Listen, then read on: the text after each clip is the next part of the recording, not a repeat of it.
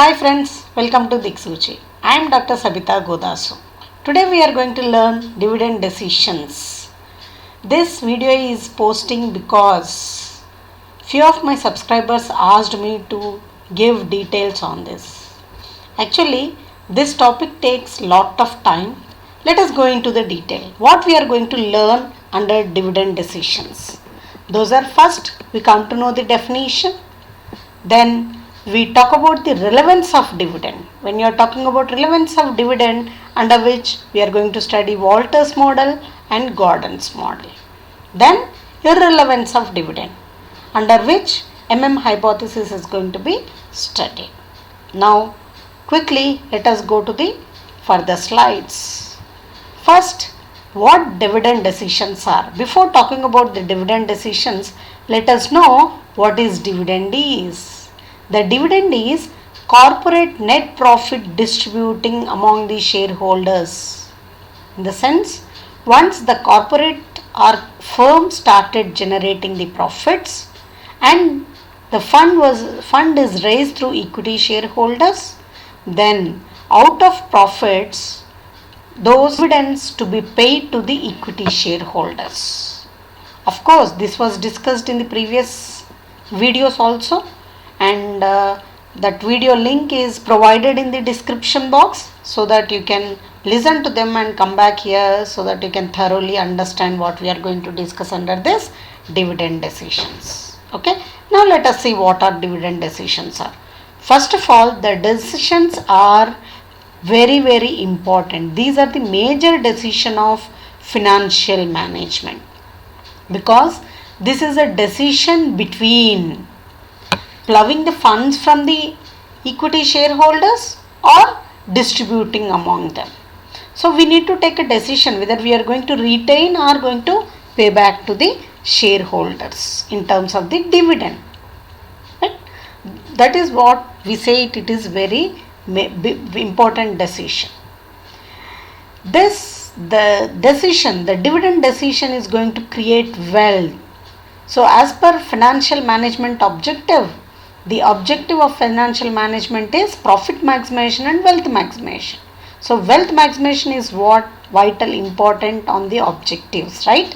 So the dividend decision is also going to decide the wealth maximization, also create the wealth maximization. Also, it is going to talk about the relationship with the value of the firm. Means if the dividends are paid or not paid, does it going to affect the value of the firm? So this is what going to study in our video today. Okay, so let us see what further decisions are. Now there are two: dividend policy and value of the firm. If you want to talk about the relationship between dividend policy and value of the firm, there are two kinds. One is relevance of dividend, the other one is irrelevance of dividend.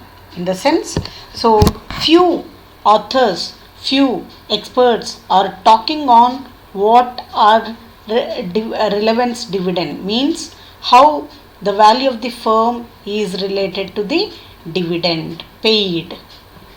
And the other authors, other experts are talking about there is no relevance between the value of the firm and the dividends paid or dividend payout ratio. So one is relevance, means there is a relationship. The other one is irrelevance, means there is no relationship. Let us see what are these two. Okay, so when you are talking about dividend versus value of the firm, as we discussed, first is dividend relevance, means shareholders prefer the current dividend. Why they are preferring it? There is no direct relationship between dividend policy and market value of the firm. Got it? So they prefer current dividend. So there is a relevance. They wanted dividends to be paid, right? So that the value of the firm may be affected, right? So that is relevance. When come for the irrelevance, value of the firm is unaffected because you are distributing the dividends, because it is going to give the earning power to the firm and also its assets. So, paying dividend, shareholders prefer current dividend. If you pay them, the value of the firm is going to be affected by increasing its value. Whereas if you are not paying or paying, it is not going to affect the value of the firm. So relevance is effect. There is an effect of the firm. There is no effect under irrelevance. Let us see these two. First, the methods. Let us see. If you want to talk about the relevance of dividend, there are two theories proposed by one is Walters, the other one is Gordon. So, relevance of dividend we are going to study through two models, that is Walters model and Gordon's model.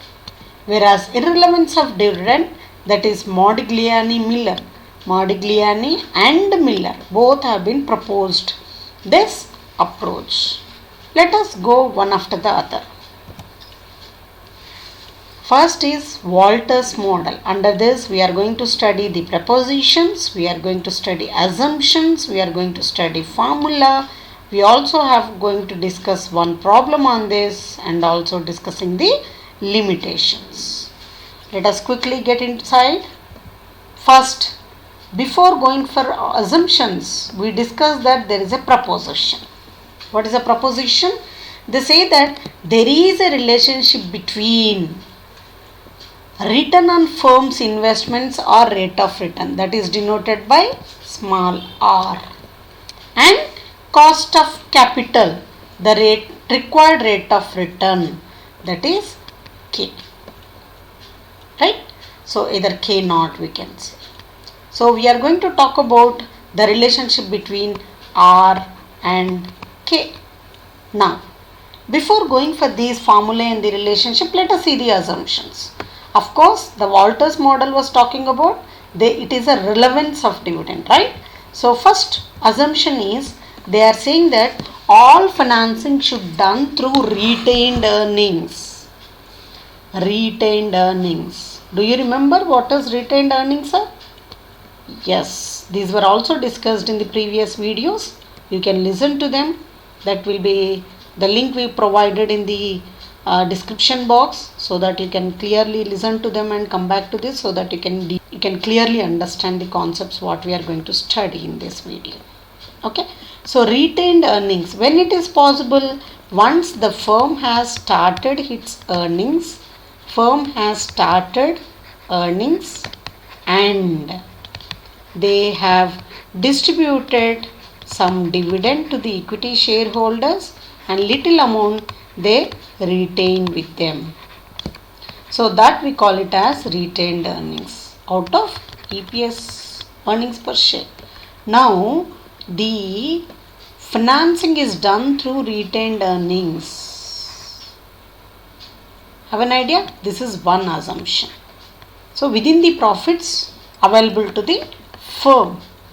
Then the other assumption is any additional investments are undertaking, but the business risk is not going to be affected. There is no change. Means if you increase the investments, the risk is not going to change. If it is 10%, that is 10% only. If investments have been decreased, like from 1 lakh to 1,000, let us assume, even though that the business risk is 10%. So that is also another assumption over here. Then there is no change in K variables. What are key variables? That is dividend, equity, dividend payout ratio, earnings per share, whatever you assume. So especially the dividend, payout ratio and the earnings per share, such key variables, there is no change in the K. Dividends are same, earnings are also same. Now the firm has a perpetual life, means long life. It is not just 1 year or 2 year. We are going to observe this for long period of time, 5 years or 6 years. The firm is expecting to sustain Out of these conditions, we are going to study the Walters model. Now let us see what the formula suggested for Walters model. That is, because it is said that it is based on the share valuation model, so the formula is P is equal to D plus R by K into E minus D divided by K. What are these? P, the prevailing market price, in the sense the current market price. Okay. Then D, dividend per share.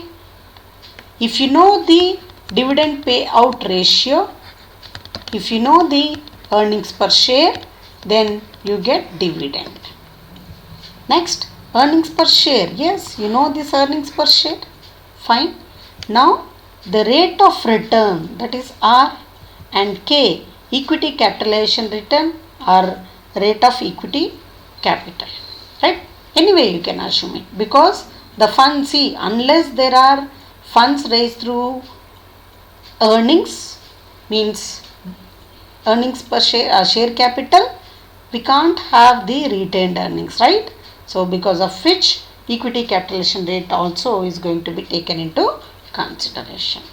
Now let us see a problem on that. One problem which I will take you to the Excel. Okay. So let us see the question first. The question is, they have given capitalization rate K0, that is K is equal to 10%. Okay. Earnings per share is 10. Show the effect of dividend policy on market price. They have given only two concepts, right? K and capital E. Now let us see the formula first. So whenever there is a question, we should start with the solution. The solution should start with the formula. This is the formula, right? So now let us see. P, yes, the prevailing market price, we need to calculate it. Then D, yes, D is not given, no? D, how we can assume 0 to 100%. This can vary. You may take 10%, you may take 15%, you may take 35%, or you may take 90%. But for our example, let us take D is equal to 0%, 25%, 50%, 75% and 100%. This is how the dividend is going to affect the value of the firm. Right? Next, E, they have given 10, right? Then K, 10%. R, yes, R also did not give, no? So R we can assume like 8%, 10%, 12%. Why we have taken this 8, 10, 12?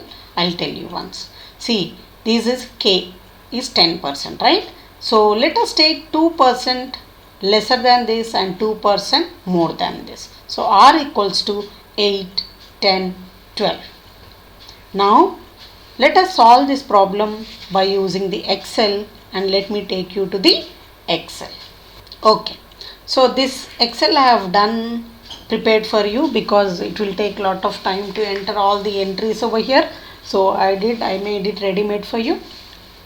First, let us do with R is less than K. Let me bold it so that you can have a clear idea on this. Let me increase the size so that you can. R is less than K. R in the sense, what is K? K is 10%, right? This is given in the question. Now R is less than K, that is 8%. So let us take this is 8%, right? And D, let us assume 0%. Then let us assume 25%. Then 50% as per our problem. Then 75%. Then 100%. Okay. So these are our problems. Now see, D automatically calculated, that is, let us assume the share price is 10 rupees, 0% in the sense 0 paisa, 0% of 10 rupees. E is given, K0 is given, right? Now I have made the entries like this. First let us see this formula. Let us calculate R by K. So I have taken R by K in this formula. So R is 8%, K is 10%. R by K is 8% divided by 10% is 80%. Okay. Now R by K into E minus D. This part I have taken. So R by K into E minus D is automatically calculated because I have applied the formula E minus D. So then if you see the final P value, then this is the formula values now. Let us see the same with R is equal to K. Same formula I am applying. Same formula. I have not changed anything. So let me copy this. Sorry.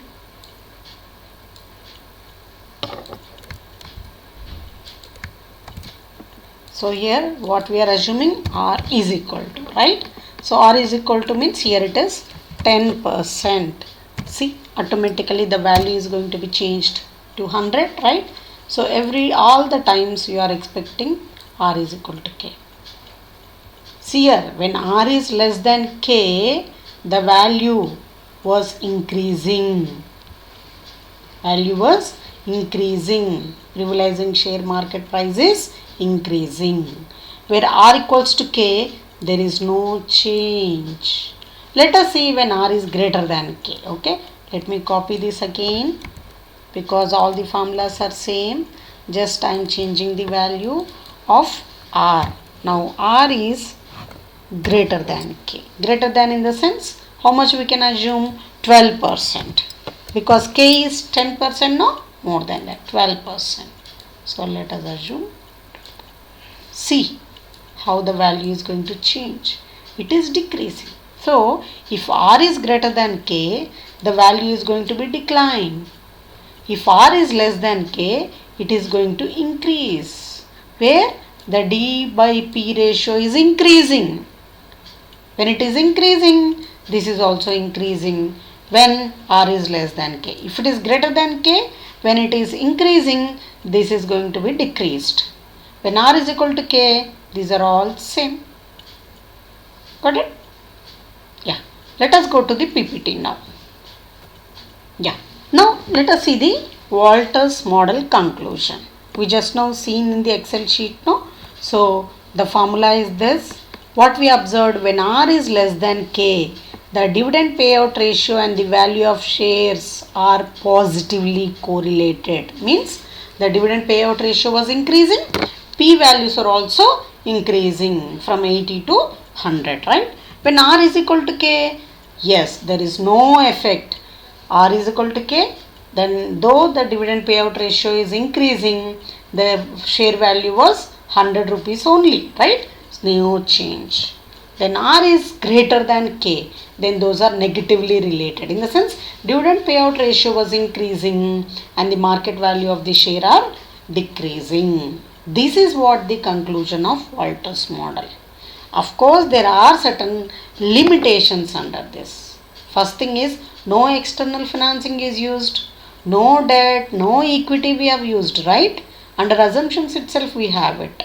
All the earnings are retained earnings. So this is also a limitation because there is no scope for raising funds through debt and equity. If you are raising through debt and equity, definitely the value of the firm is going to be changed, right? And in addition to it, they are saying R is constant and K is constant.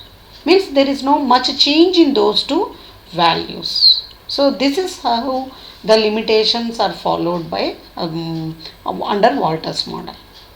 Because of which the Gordon has developed a new model. Let us see what is a Gordon's model. Under Gordon's model, let us see the proposition, assumptions, formula and problem, right? So now, again, before going for assumptions, let us see the propositions. Okay, what is the proposition? The market value of the share is equal to present value of future streams of dividends. Present value. What is the present value? Yes, this might have studied on net present value. If not done, I definitely will shoot a video on this and I'll post it on it for your comfort. If you know about the present value, then fine, we can continue, right? So let us see what are the assumptions. When come for the first assumption, again, almost all capital structure decisions, assumptions are followed by all the three methods. All financing done through retained earnings, no debt and equity, R and KE are constant, same proposition. Retention ratio once decided, then it is constant. No change in the retention ratio. Retention ratio means the amount how much they wanted to keep it back with the company, right? The firm has as usual perpetual life. You know that perpetual life is long life. So almost the same, right? Assumptions. Now the addition to Walter's model, the additional assumption for Gordon's model is K is greater than BR. Then what is BR? Yes, B. Actually, this B is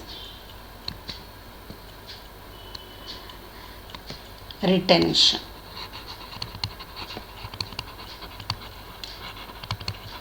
Okay, G is growth rate. Okay, now let us see how it is going to be applied in this model. First, the formula P naught is equal to E1 into 1 minus B. What is P naught? Price per the share at the end of the year 0 means first year. P naught 0. E1 earnings per share at the end of the year 1 minus B. I told you the fraction of earnings of the firm distributed by way of dividends. Distributed. So these are distributed, these are retained. See, if there is 100%, if you are retaining 70% in the sense you are paying 30%. If you are retaining 60% in the sense you are retaining paying 40%. This is how B and 1 minus B is calculated. Then K, as usual, rate of return required by the equity shareholders or equity capitalization ratio. We can also say this is equity capitalization ratio, right? Then R, the rate of return. You know that BR is the growth rate. Growth rate, G into the amount how much they are retaining, right? So now let us see the problem on this. Okay, one example. First question. So rate of return is 10%, earnings per share is 10%. Now we need to show the effect of dividend policy on market price. Let us see the solution. So you know that once solution is started, we should start with the formula. Yes, formula. We are writing the formula first. Now we are going to write the details whatever is given. First, E is 10 rupees. Then R is 10%. Now B we need to assume now. Same as in the previous problem, we are assuming 0%, 25%, 50%, 75% and 100%. Okay. Now K also is going to be changed now. So let us assume this is also have to be taken. Let us assume 10, 9, 8, 7, 6 have been taken. When B is increasing and cost of equity is decreasing. Let us assume this. The same thing we are going to do on the Excel sheet. Let me take you to the Excel sheet now. Yes. Yeah. Students, this left side you can see the formula. Then I have wrote the values over here R, E, B, K. These are the details. As we discussed, B, we have to write it 0%, right? This is 25%, then 50%, then 75%, then 100%. Okay?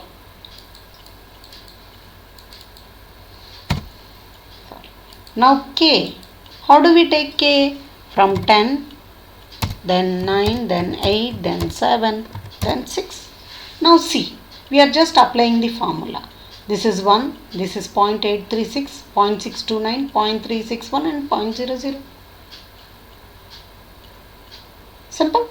Yes. Let us see the same problem with another change in the values. Let me copy over here. Then I'll write this 10%. Next is 20%. Next is 30%. Next is 40%. Likewise, I'll continue.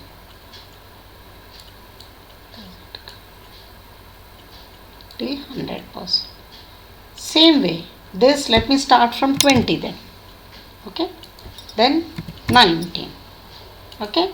So let me copy this. Okay. So 10%, this is constant. 10 rupees, this is constant because it is given in the value.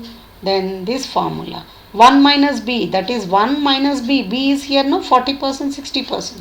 Then how much it will be? 1 minus 50%. Right? Then 1 minus 60%, 40. 100 minus 70, 30, 20, 10, 0. Same way, I am just dragging the values of these. See, 100, 10%, 100%, 0, 10%, 100%, 0.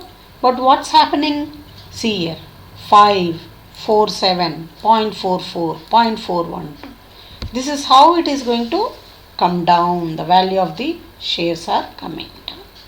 When the payout ratio is increasing, value is coming down. This is how you can apply the Gordon's model. Clear? I hope I am clear with you. If not, please go back, rewind this video and listen to the formulae carefully. Try to understand. This anyway you have to write it in the notebook if at all you are doing for an exam. Otherwise you can practice in this way. Right? Okay. Let me take you to the PPT now. Yeah. Now Gordon's model conclusion. So this is the formula, right? Now let us see what the solution. Market price of the share is favorably affected with more dividends. With more dividends. Clear? This is what Gordon's model is. Very simple, na? Just to remember the formula. That's it. Let us see the third model. That is Modigliani-Miller hypothesis. Here also we are going to talk about proposition, assumptions, formula and problem. But there's lot many things to learn over here. If required, a exclusive video can be shoot on this and can be posted. But as per my observation, it is not that required for exclusive video. But if required, you let me know. Put it in the description box, comment box, so that I can shoot on this. Let me take you what we are going to study. Same preposition. Okay, so you know that irrelevance of dividend. Hypothesis depends on irrelevance of dividend. This is irrelevance. Right? Means there is no relationship between dividend and value of the firm. No relation. This is what we are going to study. How he has proved. They have proved. Assumptions. Yes. In first assumption is information is available to all the investors. And no cost. Also no transaction costs. Right? That is one of the one among the assumptions of capital structure theories. Same here. No taxes. Yes. A firm has given investment policy. Once the investment policy is designed, like debt, how much you are raising, earnings, how much you are raising, is decided. Retained earnings, how much to be kept. Once it is decided, then there is no change. Whatever is decided, that is constant. Okay. Now, investors are able to forecast future prices and dividends with certainty. So, they can forecast future prices. Future prices may increase or decrease, right? These are the assumptions of hypothesis. Now, let us see the formula. But before going to the formula, there are few things what we have to discuss. This is what actually the formula is. So, you know abbreviations of it, right? P0 is the market value of the equity. D1, dividend paid at the end of the first year. Means if market is perpetual, right? Long life. So, every year D1, first year if you receive the dividend, that we call it as dividend, D1. Second year if dividend is paid, that is D2. Likewise, you are going on naming until nth year, that is Dn, right? So here we are going to talk about only for the first year so that we can understand whether the dividends payment is going to affect the value of the firm or not. So D1 is dividend paid at the end of the year 1. P1, yes, equity, market price of equity share at the end of the period 1, means first year. KE, cost of equity capitalization rate. You know this, right? But there is a lot of proofs were provided by them.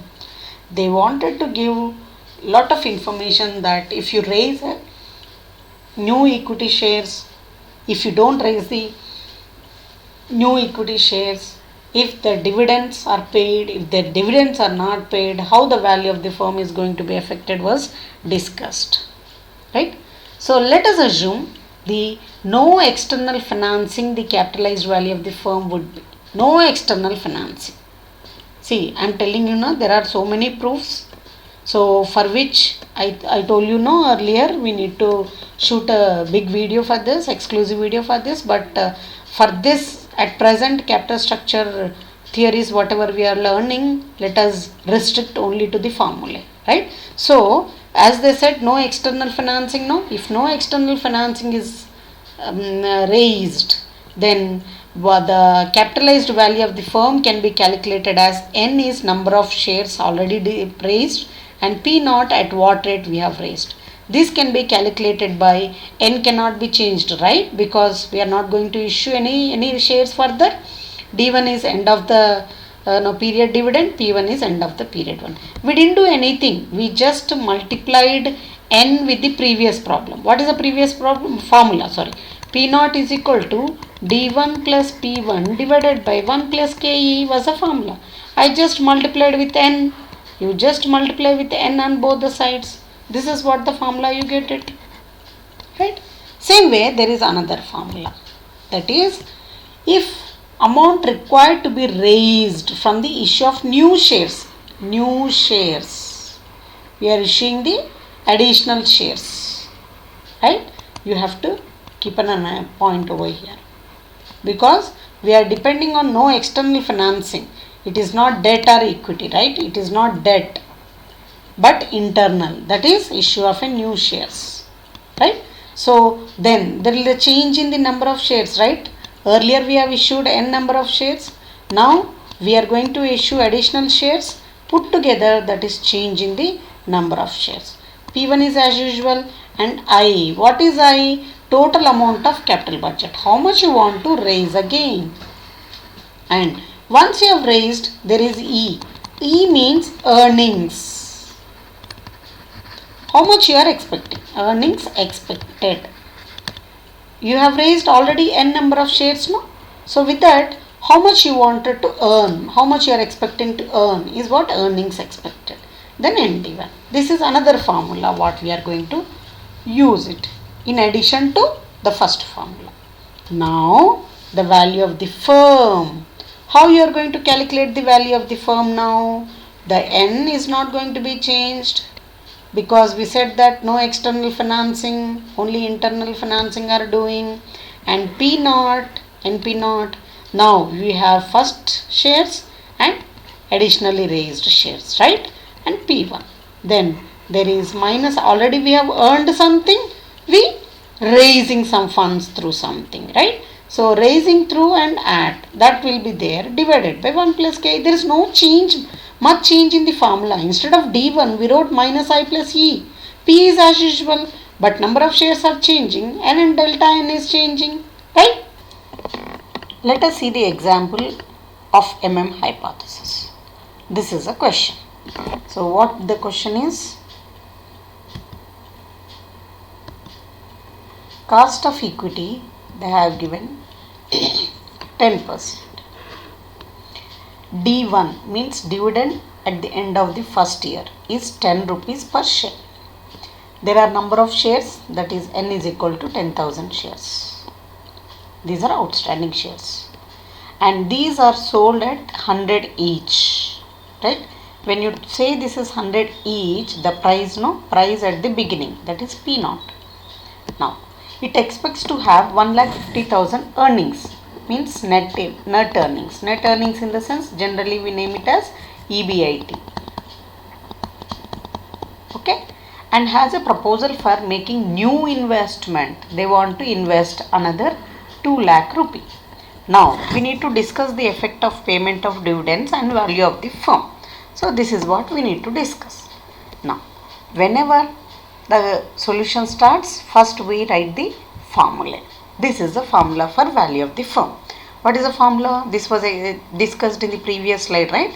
So NP naught is equal to N plus delta N into P1 minus I plus E divided by 1 plus K. So we know P naught, we have N also. then we need to calculate delta n P1, right? So for that we have other formulas what we discussed in the previous class, right? So that is P naught. First if you calculate P naught, D1 plus P1 divided by 1 plus K. So anyway P1 has given, but P naught is given, but P1 is not given. So we have to calculate P1 from this equation. After calculating P1, we also have to calculate if at all new shares are issued. So we need to calculate delta N1. So already we are getting P1 from the previous formula, this one, right?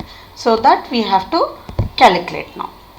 So write the data. P0 is equal to 100, D1 is equal to 10 and K is equal to 10%. Investment, new investment is 2 lakhs. Earnings, EBIT is 1,50,000 and is equal to 10,000 shares. Now let us see this problem, further solution. This solution can be done in two ways so that we can prove when dividends are paid and when dividends are not paid, how it is going to affect. So as per MM hypothesis, there is no effect. Let us see with this example. Okay. Now what is this? First 100 we have substituted in this formula now. So what was the formula? Anyway, formula is going to be given later. That is P naught is equal to D1 plus P1 divided by 1 plus K.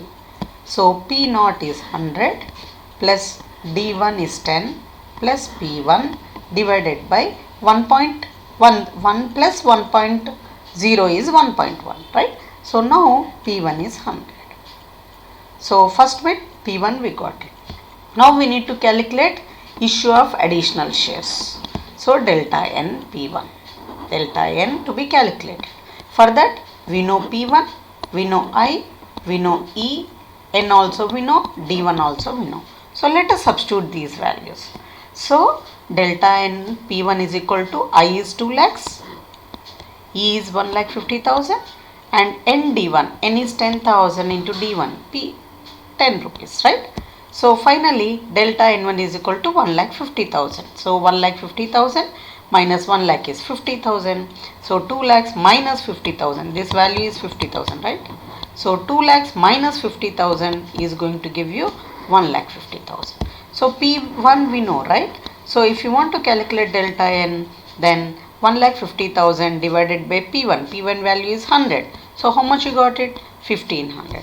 This is delta N1. Now these are going to be substituted in the formula. So what is the formula?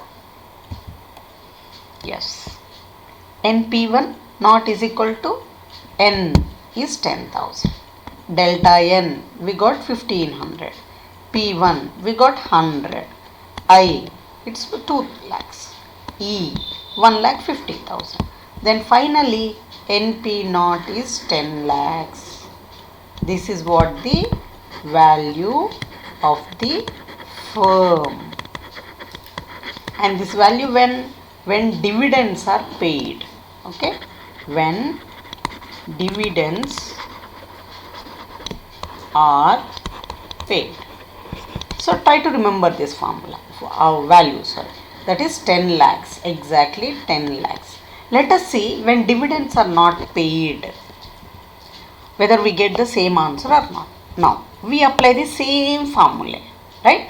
So earlier in the formula, D1 plus P1 was there in the numerator. Now we are not writing any D1, right? Directly we are taking P1. So here the P1 is 110, right? So because D1 is 0, this was the formula, no? 1 plus KE. So D1 is 0 plus P1 divided by 1 plus 0.1. So that is 110. Now amount here, delta N P1. So substituting this. So because D1 is 0, because dividends are not paid now, so D1 is equal to 0, this value becomes 0. Then 2 lakhs minus 1,50,000 is 50,000. And you know that P1 is 110. So delta N is equal to 50,000 divided by 110. So we get 454.54. Now we substitute these values in the value of the firm when dividends are not paid. So see this, NP naught is equal to N is 10,000 plus delta N, just now we calculated that is 454.54 into P1. P1 is 110 minus 2 lakhs 1,50,000. Anyway, the answer for this is minus 50,000. Finally, we are also getting NP naught is equal to 10 lakhs. Was the same? So, when dividends are paid, the amount was 10 lakhs, right? When dividends are not paid, also the amount is 10 lakhs. Means whether you pay the dividends or you don't pay the dividends, it is not going to affect the, yes, it is not going to affect the value of the firm. That is what hypothesis was explaining about. Clear? I hope you are clear with this. And exclusive models, formulae, more number of problems if you want, you can post it in the comment box so that I can discuss few more problems on the same topic, individual topics separately. Till then, take care. Bye bye.